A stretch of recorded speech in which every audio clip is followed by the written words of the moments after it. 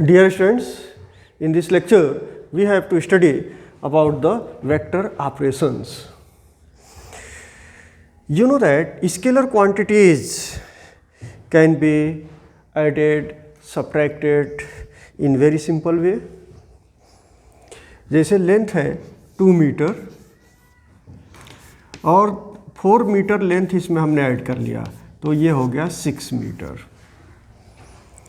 ऐसे ही 4 metre length है और उसको 2 मीटर लेंथ से अगर हम डिवाइड करते हैं तो ये हो जाता है 2।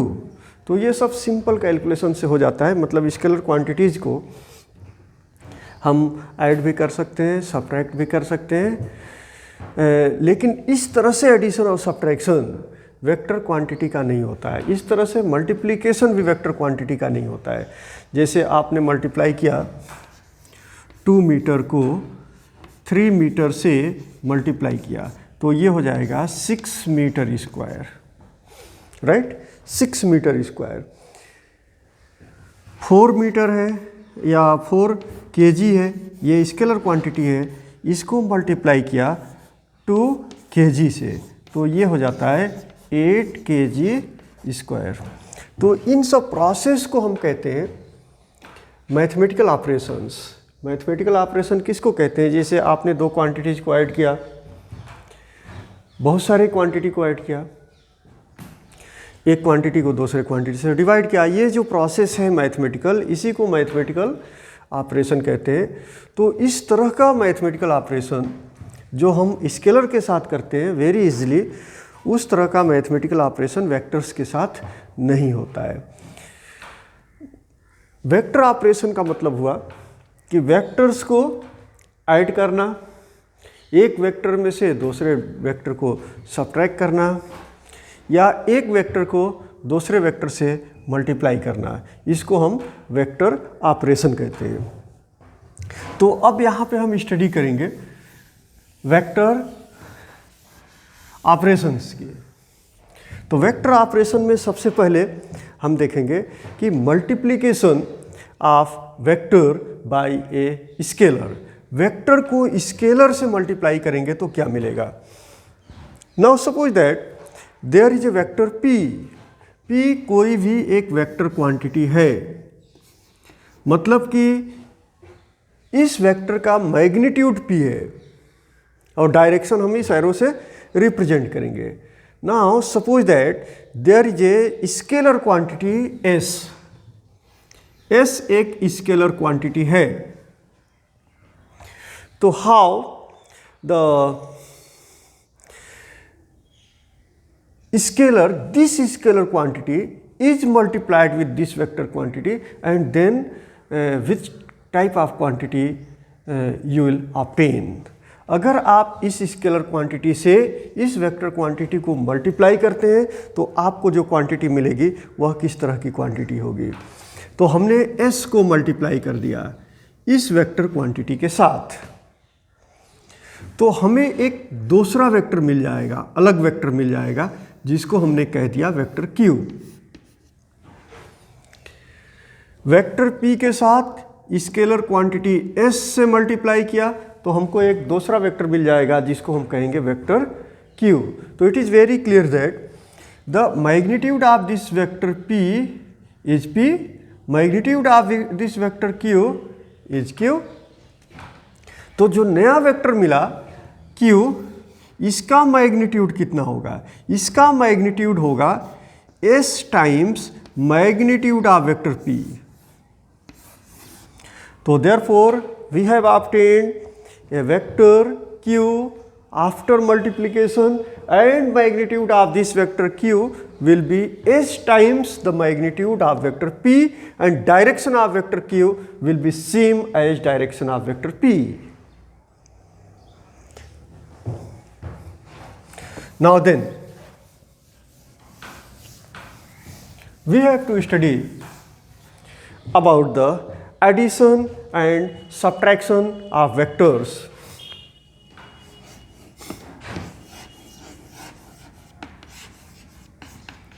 Addition and subtraction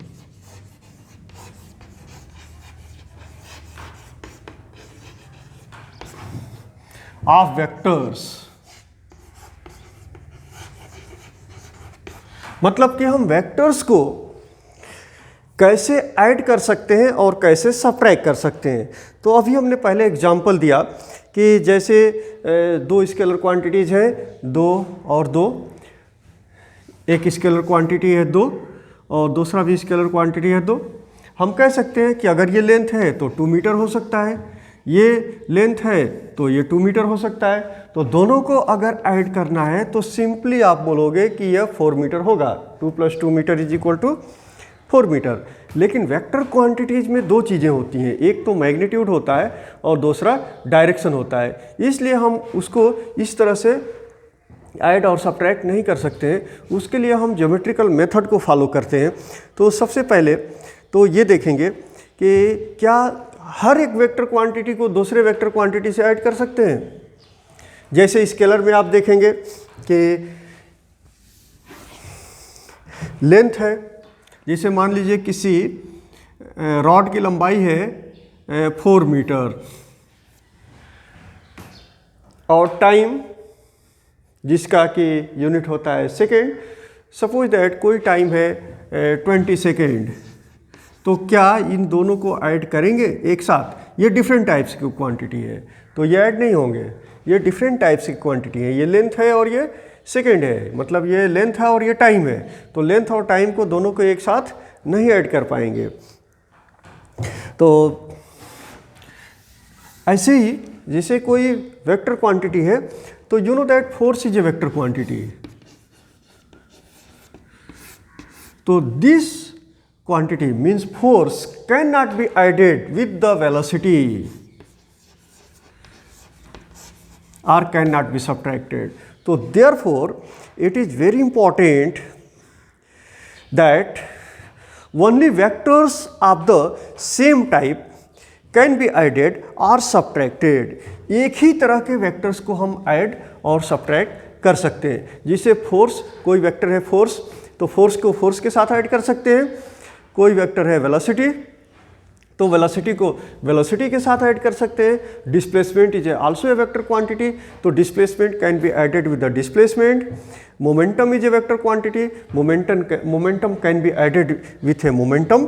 but if you want to add force with displacement then it can not be added. ये different types of vector quantities हो जाएंगे। तो ये इम्पॉर्टेंट है कि vector of the same type can be added और subtracted. Now suppose that there are two vectors A B and B सी।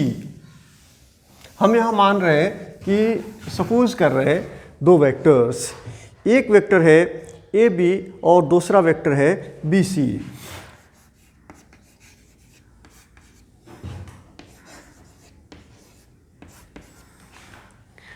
तो जब भी हम दो वेक्टर्स को ऐड करते हैं या सब्ट्रैक्ट करते हैं तो जो रिजल्टेंट वेक्टर मिलता है उसमें इन दोनों वेक्टर्स का कॉमन इफेक्ट होता है। Means the third vector which will be obtained by addition or subtraction, then describing the same physical quantity give rise to a single vector such that the effect of this single vector is same as the net effect of the vectors which have been added or subtracted। मतलब दो या दो से ज़्यादा, तीन vectors हैं जिनको हम ऐड कर रहे हैं या सब्ट्रैक्ट कर रहे हैं, तो उनका जो सिंगल वेक्टर जो हमें मिलेगा उसमें क्या होगा कि this single vector having the net effect of vector which have been added और सब्ट्रैक्टेड। तो यहाँ हमने एग्जांपल लिया दो वेक्टर्स का, ए बी और बी सी का, may be in the same direction और इन द अपोजिट डायरेक्शन। अगर ये दोनों ही वेक्टर्स सेम डायरेक्शन में हैं तो जो हमें थर्ड वेक्टर मिलेगा, मान लीजिए कि थर्ड वेक्टर मिलेगा ए सी, तो इस थर्ड वेक्टर का जो मैग्नीट्यूड होगा वह इन दोनों वेक्टर्स के मैग्नीट्यूड के सम के बराबर होगा। जैसे पहला वेक्टर है जिसका मैग्नीट्यूड ए बी है और दूसरा वेक्टर है जिसका मैग्नीट्यूड बी सी है, तो इन दोनों के अलग अलग मैग्नीट्यूड के सम के बराबर होगा थर्ड वेक्टर का मैग्नीट्यूड, जो रिजल्टेंट वेक्टर होगा। Clear? Here we have considered two vectors A B and B C. हमने दो वेक्टर कंसिडर किया, इन दोनों वेक्टर्स को हमें ऐड करना है। तो जो रिजल्टेंट वेक्टर मिलेगा उसका मैग्नीट्यूड इन दोनों वेक्टर्स के अलग अलग मैग्नीट्यूड के सम के बराबर होगा। और इसका जो डायरेक्शन होगा वह, बिकॉज दोनों वेक्टर्स का डायरेक्शन सेम है, इसलिए रिजल्टेंट वेक्टर का डायरेक्शन इन दोनों वेक्टर्स के डायरेक्शन में ही होगा, इसलिए दोनों वेक्टर्स का डायरेक्शन सेम है। But in case if these two vectors are in opposite directions, अगर ये दोनों वेक्टर्स एक दूसरे के अपोजिट डायरेक्शन में हैं, एक वेक्टर ऐसे बताता है और दूसरा वेक्टर उसके अपोजिट है, मतलब एंटी पैरेलल है, तो ऐसी कंडीशन में जो रिजल्टेंट वेक्टर मिलेगा, resultant vector, suppose that in this case the resultant vector is AC, तो जो रिजल्टेंट वेक्टर मिलेगा उसका मैग्नीट्यूड इन दोनों वेक्टर्स के अलग अलग मैग्नीट्यूड के डिफरेंस के बराबर होगा। मतलब एक का मैग्नीट्यूड ए बी, दूसरे का मैग्नीट्यूड बी सी, तो इनके डिफरेंस के बराबर होगा A B minus B C, और डिफरेंस के बराबर मतलब इसका भी हम मैग्नीट्यूड ले लेंगे, मैग्नीट्यूड ले लेंगे। अभी मैं एग्जांपल दूंगा इन दोनों का, तो पॉइंट्स क्लियर होंगे।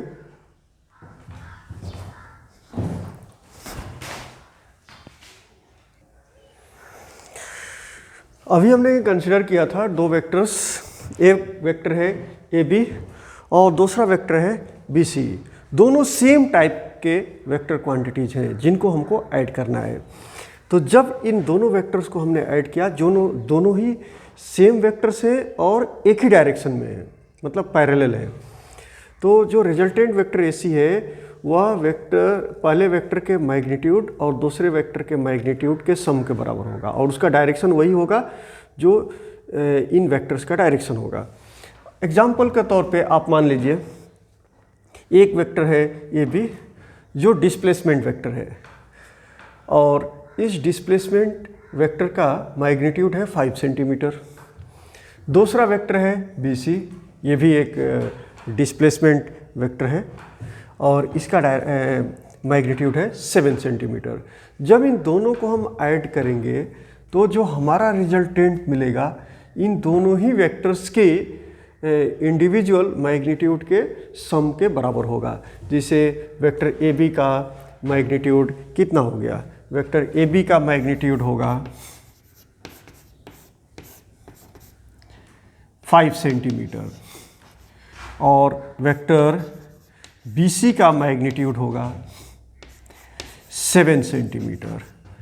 तो जो रिजल्टेंट वेक्टर है ए सी, इसका मैग्नीट्यूड होगा 5 centimetre plus 7 centimetre and this will B 12 centimetre. ये तो मैग्नीट्यूड हो गया, मतलब उतनी लंबी लाइन हम ड्रा करेंगे वेक्टर को रिप्रेजेंट करने के लिए उसके प्रॉपर स्केल में।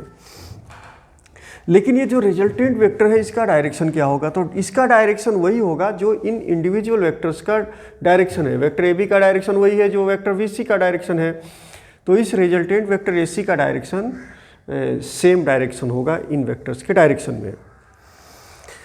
अब दूसरा एग्जाम्पल हम लेंगे कि वेक्टर्स को हम सब्ट्रैक्ट कैसे करते हैं। तो सब्ट्रैक्शन के लिए हमने यहाँ पे एग्जाम्पल लिया था कि मान लीजिए एक वेक्टर ए बी है और दूसरा वेक्टर बी सी है और इन दोनों ही वेक्टर्स का डायरेक्शन एग्जैक्टली अपोजिट है, मतलब ये वेक्टर्स एंटी पैरेलल हैं। तो इनका जो रिजल्टेंट होगा वह रिजल्टेंट इन दोनों वेक्टर्स के इंडिविजुअल मैग्नीट्यूड के डिफरेंस के बराबर होगा।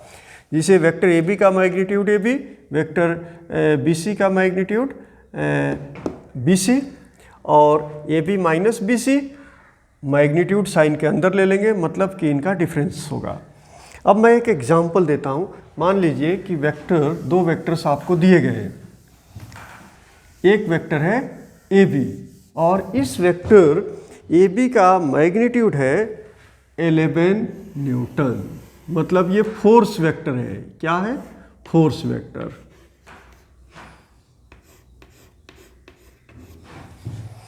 और दूसरा वेक्टर है बी सी, इसका मैग्नीट्यूड है 5 newton. This is B C and the magnitude is 5 newton. तो जो आपको रिजल्टेंट मिलेगा वो कितना मिलेगा? तो try to understood this one. Now here there are two vectors of same kind because this is a force and this is also a force, and this force is AB, vector AB, magnitude is 11 Newton, and this force is BC and its magnitude is 5 Newton। लेकिन यहाँ दोनों ही vectors एक दूसरे के exactly opposite direction में हैं, जैसा कि यहाँ पे हमने किया है। तो रिजल्टेंट क्या होगा? रिजल्टेंट होगा इन दोनों के मैग्नीट्यूड के डिफरेंस के बराबर, इन दोनों के मैग्नीट्यूड के डिफरेंस के बराबर। और डायरेक्शन क्या होगा? ग्रेटर वेक्टर के डायरेक्शन में होगा, ग्रेटर वेक्टर के डायरेक्शन में होगा। तो यहाँ ग्रेटर वेक्टर कौन सा है? वेक्टर ए बी है। तो जो रिजल्टेंट होगा हमारा वो ए बी के डायरेक्शन में होगा। तो now this will be the resultant. और डिफरेंस ऑफ मैग्नीट्यूड कितना हो जाएगा? 11 माइनस 5, तो 6 Newton. This will B of 6 Newton and this will B AC, vector AC। तो in this way you can add and subtract the vectors in case the vectors are in parallel direction or in anti-parallel direction, but the vectors should be of same type.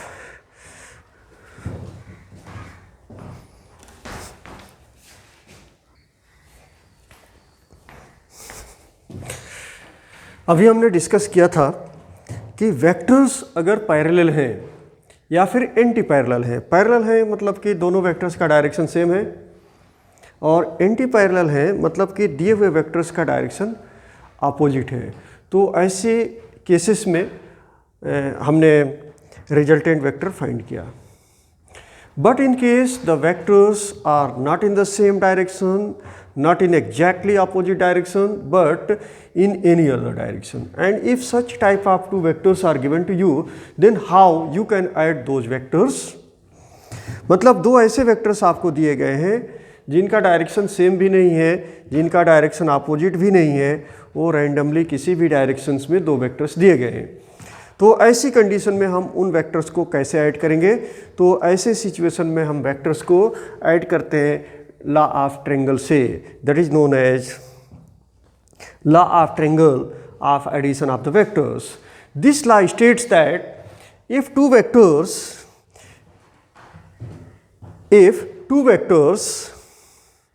describing the same physical quantity are represented in magnitude and direction by two sides of the triangle taken in order, then their resultant is represented in magnitude and direction by the third side of the triangle drawn in the opposite sense।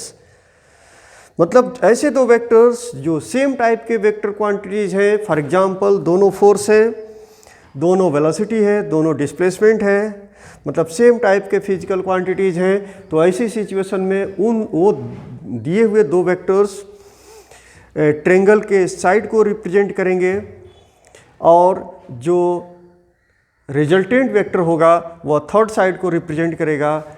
लेकिन जो third vector होगा, जो resultant होगा, उसका starting कहाँ से होगा, first vector के स्टार्टिंग से, और एंड होगा सेकेंड वेक्टर के एंड पे। मतलब कि from starting point of first vector to end point of the second vector. तो इसको मैं अभी एक्सप्लेन करता हूँ तो पॉइंट्स ज़्यादा क्लियर होंगे। Now here suppose that there are two vectors A and B. मान लीजिए आपको दो वेक्टर्स दिए गए हैं,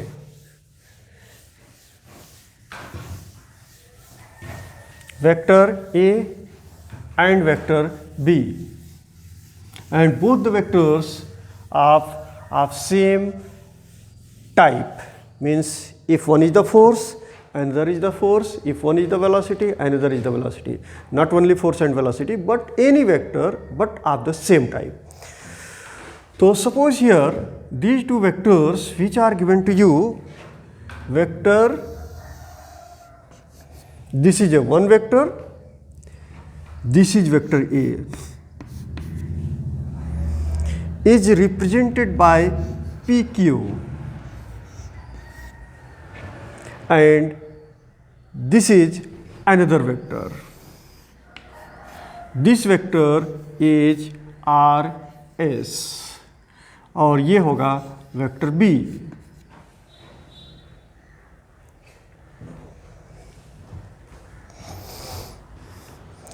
हमें इन दोनों वेक्टर्स को ऐड करना है।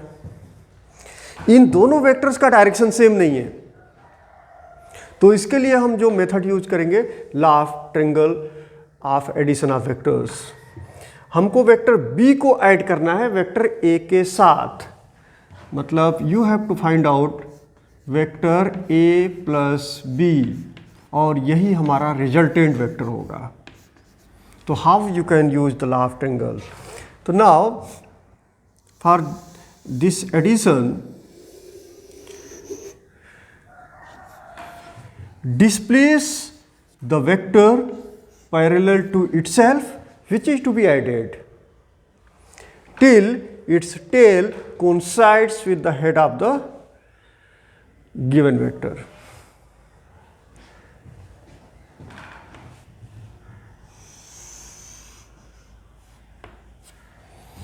हमें ऐड करना है वेक्टर बी को वेक्टर ए के साथ। तो जिस वेक्टर को ऐड करना है उस वेक्टर को हम डिस्प्लेस करेंगे। कैसा डिस्प्लेस करेंगे? Parallel to itself. कब तक डिस्प्लेस करेंगे? जब तक कि उसका टेल वेक्टर ए के हेड को कोइंसाइड कर जाए, और जैसे ही कोइंसाइड कर दिया वहाँ पे हम छोड़ देंगे। एंड देन अब ये दो साइड्स हैं ट्रायंगल के। अब जो साइड इस ट्रायंगल को कंप्लीट करता है वही इसका रिजल्टेंट होगा। लेकिन रिजल्टेंट का डायरेक्शन क्या होगा? From starting of first vector to head of the second vector, and this will be the resultant vector, that is R is equal to A plus B। तो एक बार मैं और एक्सप्लेन करता हूँ कि दो वेक्टर्स हैं ए और बी। वेक्टर बी को ऐड करना है किससे? वेक्टर ए के साथ। तो जिस वेक्टर को ऐड करना है उस वेक्टर को हम डिस्प्लेस करेंगे। तब तक डिस्प्लेस करेंगे जब तक उसका टेल वेक्टर ए के हेड को कोइंसाइड कर जाता है। जैसे ही कोइंसाइड करेगा हम वेक्टर पी के टेल से वेक्टर बी के वेक्टर ए के टेल से वेक्टर बी के हेड को ज्वाइंट कर देंगे। यह रिजल्टेंट वेक्टर होगा और इसका डायरेक्शन वेक्टर पी के टेल से वेक्टर ए के टेल से वेक्टर बी के हेड के तरफ होगा। ऐसे ही अगर हमने ये कहा कि आपको ऐड करना है वेक्टर ए को किससे? वेक्टर बी से, means you have to add vector A with vector B. तो क्या करेंगे? जिस वेक्टर को ऐड करना है सिर्फ हम उसी वेक्टर को डिस्प्लेस करेंगे। तो यहाँ वेक्टर ए को ऐड करना है तो इस वेक्टर बी को वैसे ही छोड़ देंगे। और डिस्प्लेस किसको करेंगे? डिस्प्लेस करेंगे हम ये वेक्टर बी, ऑलरेडी वहाँ पे एग्जिस्ट करेगा, दैट इज अब हम डिस्प्लेस करेंगे वेक्टर को जो जिसको ऐड करना है। यहाँ पे ऐड करना वेक्टर ए को, तो displace vector A parallel to itself till its tail coincides with the head of vector B. and then join the tail of vector B to head of vector A. This will be the resultant vector. So you can observe here resultant vector R will be B plus A. So it is very clear both are same. इसलिए कि अगर proper way में आप अगर scaling करते हैं तो ये लंबाई और ये लंबाई दोनों आपस में बराबर होगा और ये डायरेक्शन बराबर है, इसलिए यह वेक्टर और ये वेक्टर दोनों आपस में बराबर होंगे. तो you can say a plus B is equal to B plus A.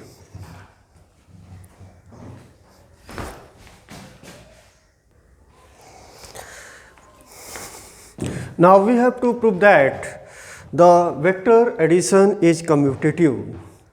Means addition of two vectors follows the commutative law of addition. What is the commutative law of addition? You know that. जैसे हम अगर scalar की बात करते हैं तो 4 plus 2 is equal to 2 plus 4. बीच में साइन एडिशन का है और दो नंबर के साथ है, इसलिए कम्यूटेटिव लॉ ऑफ एडिशन इसको बोलते हैं. लेकिन ये स्केलर्स के साथ है. ये कम्यूटेटिव लॉ ऑफ एडिशन होता ही है स्केलर्स के साथ, you know very well. But in case of vectors हम ये चेक करेंगे कि क्या ये वेक्टर्स के साथ भी होता है या नहीं होता है. तो consider here any two vectors. हम किसी भी दो वेक्टर्स को सेलेक्ट कर लेंगे. मान लीजिए कि एक वेक्टर ए और दूसरा वेक्टर है बी. तो ये कम्यूटेटिव लॉ ऑफ एडिशन है, इसलिए बीच में साइन आएगा प्लस का.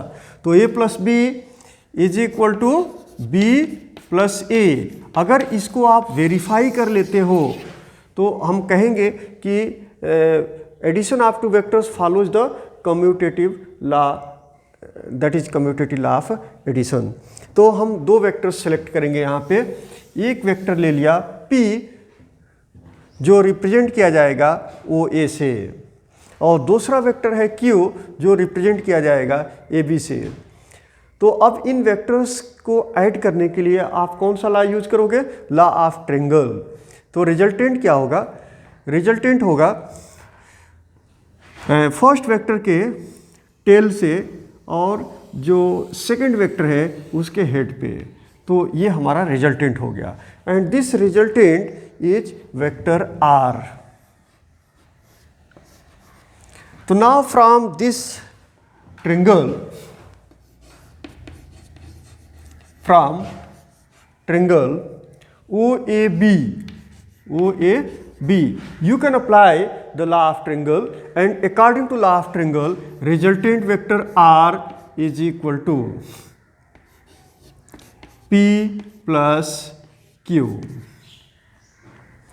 But if you draw a parallel vector to from this point, अगर हम इस वेक्टर को यहाँ पे लाते हैं, इसको डिस्प्लेस करके यहाँ पे ला देते हैं, ये हमारा वेक्टर हो गया Q, और यहाँ से आप ज्वाइन कर दो वेक्टर P के डायरेक्शन में. ये वेक्टर है P, राइट. तो आप कहेंगे कि ये वेक्टर और ये वेक्टर बराबर कैसे हुए? तो इस वेक्टर के पैरेलल इसी मैग्नीट्यूड का अगर हम दूसरा वेक्टर ड्रा करते हैं, जैसे मान लो वेक्टर A है और इस वेक्टर के मैग्नीट्यूड के बराबर और इसी वेक्टर के डायरेक्शन में अगर हम दूसरा वेक्टर ड्रा करते हैं यहाँ पे, तो ये दोनों वेक्टर क्या होंगे? आपस में बराबर होंगे. तो हमने यही किया यहाँ पे हमने क्या किया कि वेक्टर P के पैरेलल यहाँ पे वेक्टर ड्रा कर दिया और इसी के डायरेक्शन में ड्रा किया, तो ये वेक्टर P हो गया बिकॉज बोथ आर इक्वल. और वेक्टर Q के पैरेलल यहाँ पे एक वेक्टर ड्रा किया तो दोनों वेक्टर सेम हो गए. अब यहाँ दूसरा ट्रायंगल बन गया. तो from this triangle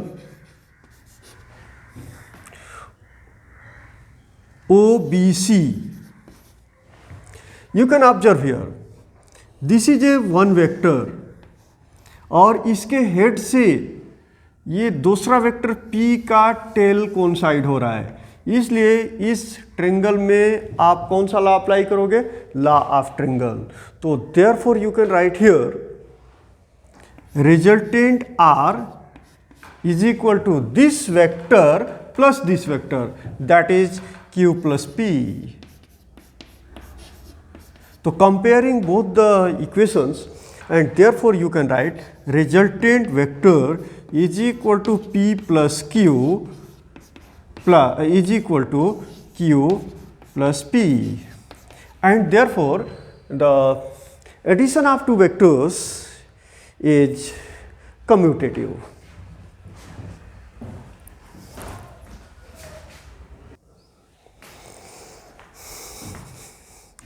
next point is vector addition is associative. हमको ये प्रूफ करना है कि वेक्टर्स का जो एडिशन होता है वह एसोसिएटिव लॉ को फॉलो करता है.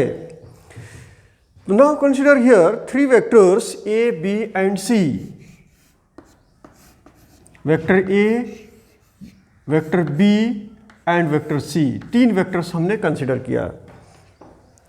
एसोसिएटिव लॉ को प्रूफ करने के लिए हम क्या करेंगे? एसोसिएटिव लॉ ऑफ एडिशन है यहाँ पे. तो ए, बी और सी तीन वेक्टर्स हैं. वेक्टर ए, वेक्टर बी और वेक्टर सी. तो देयरफॉर ए प्लस बी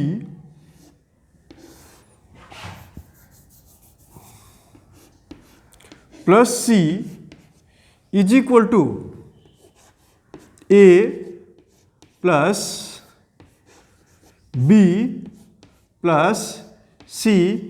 अगर ऐसा होता है तो हम कहेंगे कि vectors addition is follows the law, addition of two vectors is associative. Vector addition is associative. अगर इसको सेटिस्फाई करता है तो हम बोल सकते हैं. यहाँ हमने तीन वेक्टर्स कंसिडर किया है, ए, बी और सी. इन तीनों वेक्टर्स का जो रिजल्टेंट है वह है वेक्टर ओ आर, जिसको हम आर से रिप्रेजेंट करेंगे. तो हम इन तीनों वेक्टर्स को कैसे ऐड करेंगे?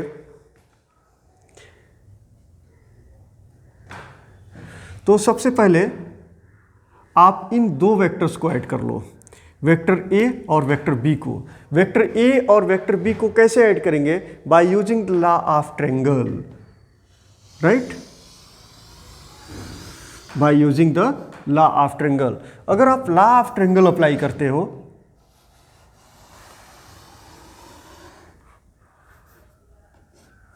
तो ये वेक्टर ए है. वेक्टर ए के हेड से वेक्टर बी का टेल कोइंसाइड कर रहा है, इसलिए वेक्टर ए के टेल से वेक्टर बी के हेड को ज्वाइंट करेंगे और इस तरह से ये एक ट्रायंगल बन गया. और यह जो वेक्टर होगा इसको हम रिजल्टेंट वेक्टर बोलेंगे. और किसका रिजल्टेंट होगा? Vector A and vector B का. तो ये कितना हो जाएगा? A plus B, right? तो from triangle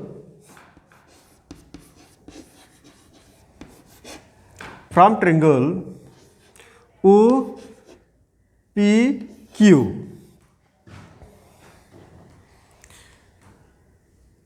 A plus B is equal to vector O Q. Now from this triangle O Q R, from triangle O Q R. Now look here, this is one vector, this is another vector, therefore this will be the resultant vector because the tail of this vector C coincides with the head of vector A plus B. Therefore you can apply the law of triangle here, and therefore according to this law you can write A plus B. इसको मैं ऐसे ही लिख सकता हूँ, vector O R plus vector C is equal to vector R. मतलब O R की जगह पे क्या लिखेंगे? ए प्लस बी, इसको ब्रैकेट में डाल दिया इसलिए कि यह वेक्टर ओ आर की वैल्यू है, plus C is equal to R. So this is equation number 1, right? Then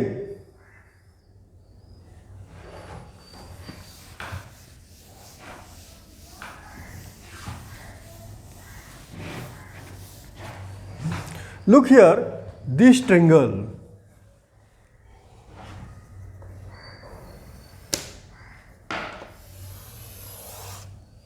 आप इस ट्रायंगल को ऑब्जर्व करो। Triangle P Q are,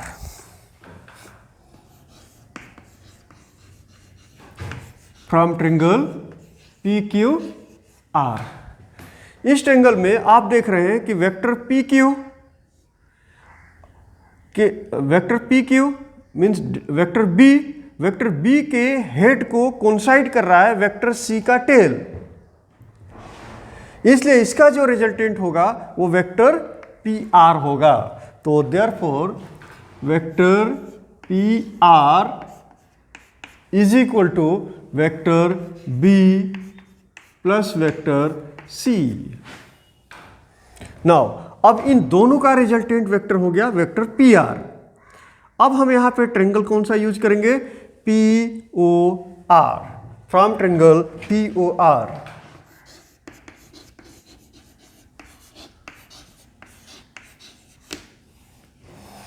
Now from this triangle, you can observe here, this is one vector, this is another vector, and this vector is, the tail of this vector is coinciding with the head of vector A. So therefore, vector A plus vector PR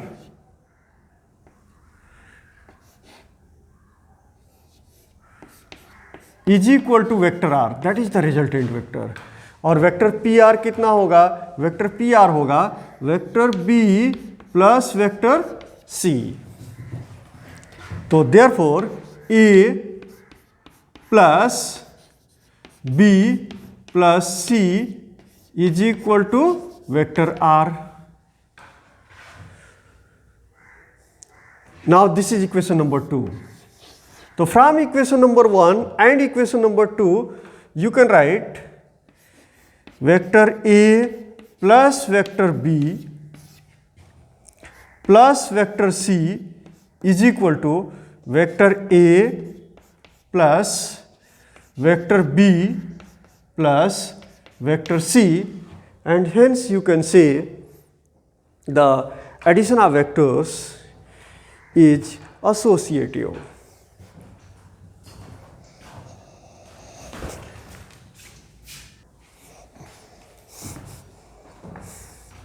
Thus, associative law is proved. The next content means the remaining content of this topic will be in the next lecture. Thank you.